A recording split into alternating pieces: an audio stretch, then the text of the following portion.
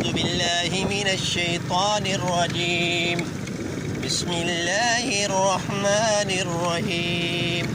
آمن الرسول بما أنزل إليه من ربه والمؤمنون كل آمن بالله وملائكته وكتبه ورسله لا نفرق بين أحد من رسله وقالوا سمعنا وأطعنا غفرانك ربنا وإليك المصير.